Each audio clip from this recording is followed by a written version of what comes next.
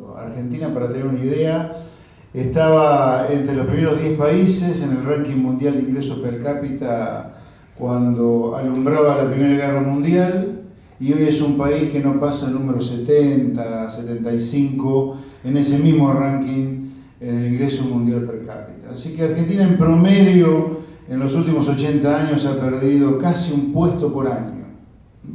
Para que tengan una idea, cuando China finalizaba su revolución cultural y empezaba a asomarse a algún capitalismo corporativo como el actual, Argentina tenía alrededor de 30 veces el ingreso per cápita chino. Hoy Argentina lo supera solamente en 5 veces.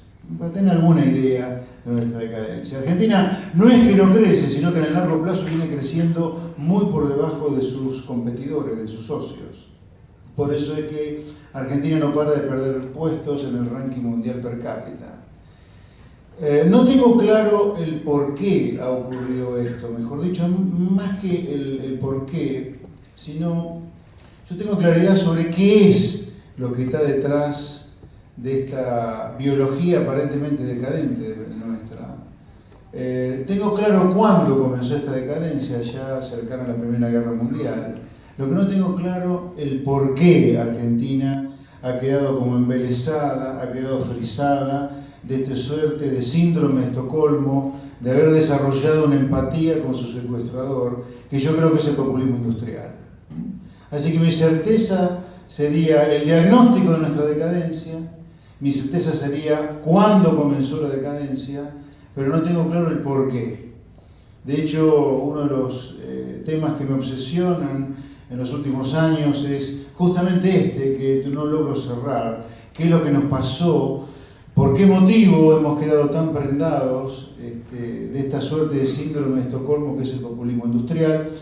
Idea que no es originalmente mía. Yo, uno de los primeros autores que he leído sobre el populismo industrial ha sido Jorge Bustamante, a mediados de los 70, Mario Teijeiro, graduado en Chicago y profesor de esta casa de estudios, también ha hablado del término. Yo brevemente lo que les diría es qué es lo que deberíamos considerar como populismo industrial para dar la batalla cultural justamente contra el populismo que tiene raíces cada vez menos instaladas y no menos en Argentina, por más que veamos algún amanecer posible o no a partir del domingo próximo, el 22 de noviembre.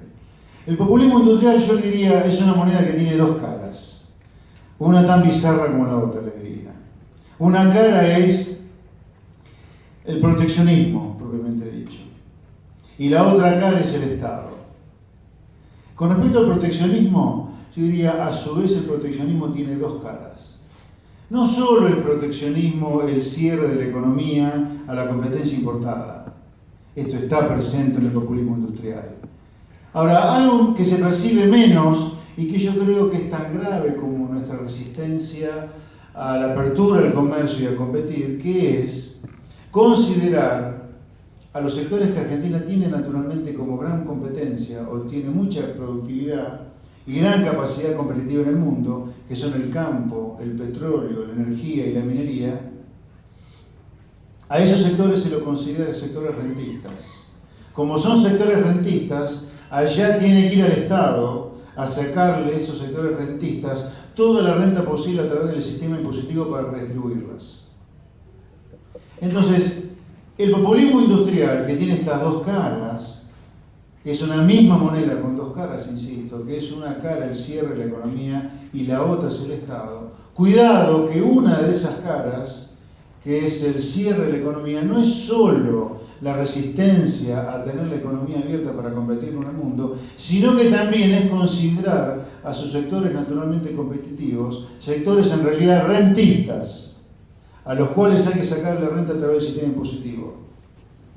Si no entendemos que nuestra tirria con el proteccionismo no es solo proteger a la industria sustitutiva, sino que es vituperar y someter al campo, al petróleo, a la minería y la energía, a un sistema de protecciones, de retenciones, de regulaciones, de cierre un día sí, un día no, de los registros de exportación, no entendemos gran parte de nuestra decadencia. De hecho, el agro se equivoca y mucho en no salir a pedir a gritos la apertura al comercio. Nunca escuché a ningún dirigente del sector agropecuario pedir a gritos la apertura al comercio. Siempre están pidiendo basta de retenciones, basta de ROE verde, basta de ROE rojo, basta de abrir y cerrar los registros de exportación, pero nunca hablar de la importancia del libre comercio. Con la sustitución de importaciones, el primer sector productivo que pierde es el agro, el petróleo y la energía. La sustitución de importaciones o el proteccionismo industrial deteriora el precio relativo campo-industria sustitutiva, petróleo-industria sustitutiva, energía-industria sustitutiva. Lo mejor que hay para el agro es la economía abierta, no solo sin retenciones, sin ROE verde, sin ROE rojo y sin apertura y cierre permanente de los registros de exportación. Someter a los sectores competitivos, agro, petróleo, minería y energía en general, a un enorme complejo impositivo de retenciones y registros para extraerle la renta, para con esa renta redistribuir el ingreso. Ahora, con cerrar la economía solamente, ya no solo a partir de la sustitución de importaciones, sino del cierre de la economía también para los sectores exportables, lo único que hacemos es frizar a la economía. El populismo industrial necesita algo para poder crecer. Y ahí viene el Estado y su déficit. Para que tengan una idea, entre el año 1961 y el 2015, estamos hablando de, tomando las puntas, 55 años, en 51 hubo déficit fiscal. O sea, no es importante solo el alto gasto público, es importante para el populismo industrial el déficit fiscal. ¿Para qué? Con déficit fiscal, financiado con emisión monetaria, financiado con endeudamiento extranjero o con reserva del Banco Central, uno logra tener la demanda caliente. Ustedes vieron que permanentemente la presidenta hace referencia a la importancia del consumo. Bueno, con el déficit fiscal, en la hipótesis populista, financiado con emisión, con reservas, con deuda externa, la demanda está caliente, con la industria que no sufre competencia de parte del resto del mundo, esa demanda queda dentro. Entonces, pum para arriba, crecimiento sobre la base de la sustitución de importaciones. Por eso el populismo industrial es una moneda con dos caras. El proteccionismo industrial, la sustitución de importaciones, la violación a los sectores competitivos de toda su rentabilidad, pero fundamentalmente también el Estado, con déficit fiscal, no solamente con gasto público alto, con déficit fiscal. Obviamente que detrás del déficit está el gasto público alto, que ha transformado virtualmente a la mitad de la población, como señalaba Agustín, en cliente del Estado. Pero esta es otra pata. El déficit fiscal, desde el punto de vista estrictamente de la economía positiva, como diría Milton Friedman, es clave para crecer sobre la base de la sustitución de importaciones. Ahora, claro, con el tiempo, la emisión monetaria genera inflación, la inflación genera atraso cambiario, empieza la especulación contra una posible devaluación de la moneda y vienen las crisis de balance de pagos o cambiarias, como ocurrió en la última década. O como ocurrió durante los 90, déficit fiscal financiado con endeudamiento extranjero, un día no se puede pagar la deuda externa, default, crisis y devaluación. Hay muchos economistas haciendo un punto del vaciamiento del Banco Central.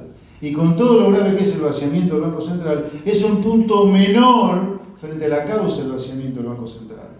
Porque el Banco Central vaciado de hoy es el símil de la deuda externa impagable de los 90. Y lo que une a los dos hechos es un déficit fiscal absolutamente infinanciable. Durante los 90 con deuda externa y hoy con un Banco Central que ha quedado vaciado.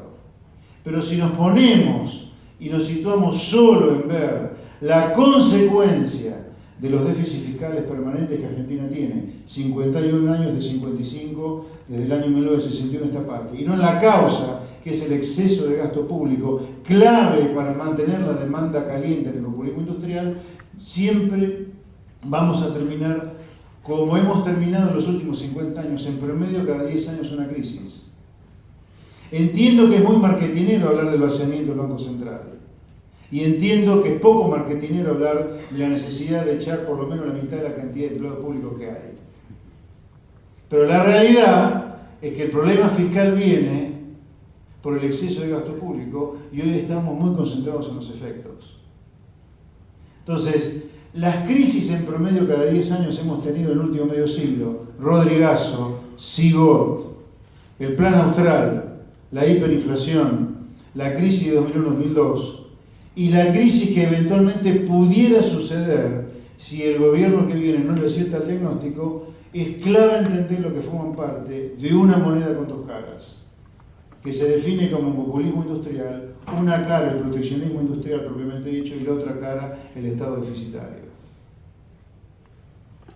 Al final del cuento tenemos un país que ha sido abducido por el Estado bajo la creencia que el Estado puede ser no solo el que provee todos los mitos que hablaron los expositores que me precedieron en el uso de la palabra, sino que además puede gerenciar el crecimiento. Y así es que tenemos una sociedad que está dividida en claramente 4 estratos.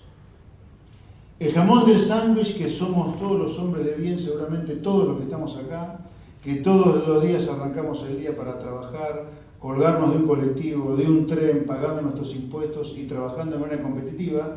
Y luego yo le diría las 3 castas que conforman la verdadera oligarquía argentina.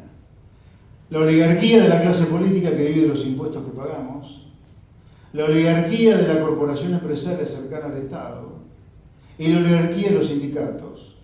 Cuando uno ve la enorme diferencia entre el costo laboral y el salario bolsillo de un trabajador, que está entre 35 y 40% ya para ciertos niveles de trabajadores, ese es el costo del capitalismo corporativo. Una sociedad que ha sido abducida, yo diría secuestrada, por parte de estas 3 corporaciones, que son 3 oligarquías diferentes, que en última instancia viven de los beneficios del Estado, directa o indirectamente. Directamente la oligarquía política que vive de los impuestos nuestros, indirectamente la oligarquía sindical, la oligarquía empresaria. Entonces, la revelación de parte nuestra, como bien lo marca este seminario, es del individuo.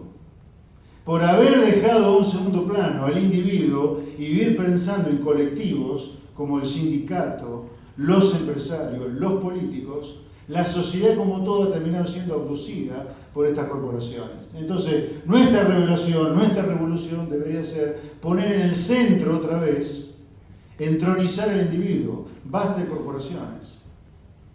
Y yo creo que en esta lucha que hoy el liberalismo ha perdido en Argentina, porque hay que ser realistas, la hemos perdido. ¿Y por qué le digo que la hemos perdido? Fíjense la campaña electoral.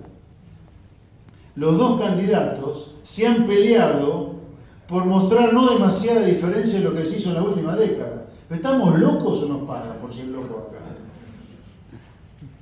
Estamos a punto de terminar en la 6ª crisis en 50 años, y el que viene no maneja bien este barco, de la mano siempre de lo mismo, el populismo industrial, y resulta ser que la campaña se hace no diferenciarse demasiado de lo que se ha hecho en la última década, en lugar de patear el tablero y vituperar a lo que se hizo en la última década. ¿Eso qué demuestra? Como bien decía uno de los expositores antes. Los políticos hacen lo que la sociedad quiere. Entonces lo que hay que cambiar es la sociedad. Es la sociedad que ya está tan enferma del síndrome de Estocolmo que pide que no le cambien demasiado el secuestrador, seguir dentro de lo mismo. De ahí creo que la batalla cultural que tenemos que dar es ciclópea. Porque esta sociedad, 12 años después de esta nueva versión casi escatológica de populismo industrial, se resiste a patear el tablero y cambiar 180 grados. Parece ser que está pidiendo una nueva crisis para ver si nos gira un poquito hacia algo razonable. Para cerrar, en muchos de los expositores he visto mucho entusiasmo por lo que se puede venir a partir del domingo, el día después de mi cumpleaños. Yo le diría, señores, supongamos que gane Mauricio, el ángel blanco. Mauricio no tiene pedigrí de ser demasiado capitalista, de ser un salvaje competidor que se va a ir a estudiar a Chicago para que le dejen los girones del cerebro de tanto que lo exprime. Él se ufana del Estado presente en la capital federal. Así que yo le diría, Una cosa es sacarnos de encima este conjunto de alucinados, delincuentes y probablemente asesinos que nos han gobernado en la última década. Otra cosa diferente es pensar que Mauri es Churchill, ¿no? Es hijo de una familia cuya riqueza viene del capitalismo corporativo y en la ciudad ha sido más razonable que los esperpentos que están en Balcarce 50, pero tampoco. Así que yo diría, seamos moderados sobre el optimismo a partir del domingo si es que gana Macri, pero tengamos claro que la sociedad que lo pone a Macri como presidente no es una sociedad que rechaza el populismo industrial que nos ha sumido en esta decadencia, sino que quiere algo menos escatológico de lo que se va a lo mejor el día de diciembre. Por eso digo, no bajemos los brazos en la batalla cultural sobre los 11 temas que los distintos expositores han hecho, porque creo que esa batalla está más viva que nunca. Gracias.